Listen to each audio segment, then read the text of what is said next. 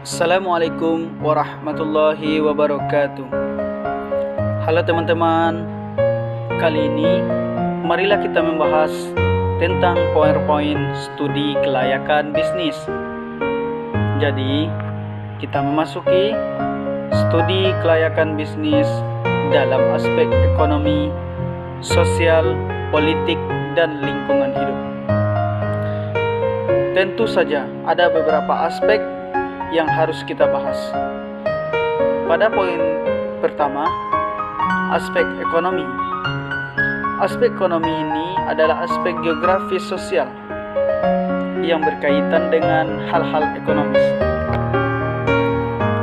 Aspek ekonomi itu sendiri membahas tentang bagaimana sebuah perusahaan berkembang yang tentunya impact positif terhadap pendapatan yang diperoleh. Bukan hanya itu saja, sumber daya manusia (SDM) juga harus sesuai dengan keadaan tempat kita memulai untuk sebuah usaha, karena peningkatan ekonomi sangat mempengaruhi terhadap hal tersebut. Sebagaimana contoh dari aspek ekonomi,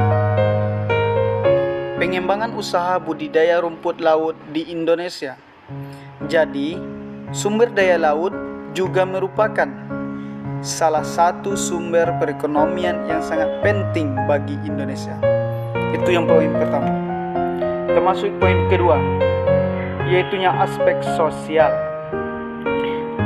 Di dalam aspek sosial ini juga merupakan hasil daripada aktivitas manusia dengan alam sekitar atau lingkungannya, yang dimana salah satu bentuknya itu meliputi penindasan.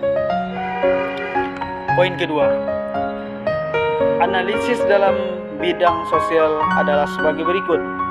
Yang pertama, interaksi sosial. Interaksi sosial ini juga merupakan suatu hubungan antara masyarakat dengan perusahaan, di mana perusahaan tersebut atau organisasi sebagai lembaga sosial.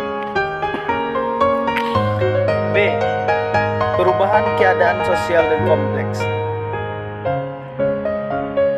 Perubahan sosial merupakan kondisi suatu struktur sosial yang terdiri dari masyarakat dan lingkungan sekitar di dalamnya dalam suatu daerah tertentu. C. Perubahan dalam masyarakat pluralitis. Masyarakat pluralistik adalah sebuah kehidupan berbagai kelompok masyarakat untuk bisa mempengaruhi lingkungan perusahaan dalam mendapatkan harapan-harapan sosial, ekonomi, dan politik. Masing-masing kelompok tersebut berusaha mengembangkan diri agar supaya fungsi sistem dan tetap efektif. Masuk aspek yang ketiga, yaitunya aspek politik. Aspek politik ini juga suatu kondisi yang terjadi akibat adanya sebuah isu, yang terjadi akibat adanya spekulasi dan rumor.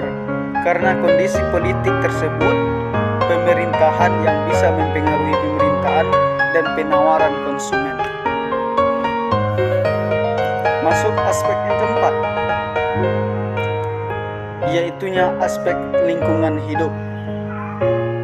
Jadi, analisis aspek lingkungan hidup ini juga dikenal dengan istilah analisis mengenai dampak lingkungan hidup.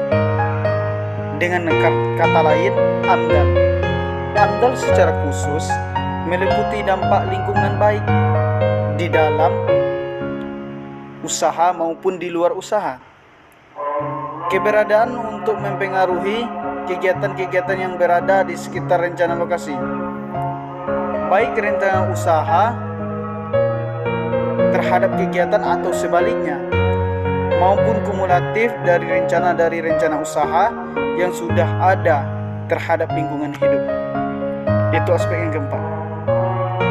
Adapun komponen lingkungan hidup yang harus dipertahankan dan dijaga saat dilestarikan fungsinya adalah: yang pertama, sumber daya manusia. Yang kedua, kualitas udaranya. Yang ketiga, keanekaragaman hayati. Yang keempat, warisan alam dan budaya. Yang kelima, kenyamanan lingkungan hidup. Yang keenam, nilai-nilai budaya yang berorientasi dengan lingkungan hidup. Dan yang terakhir adalah hutan lindung, hutan konservasi, dan cagar biosfer. Itulah ada 7 komponen lingkungan hidup yang harus kita ketahui.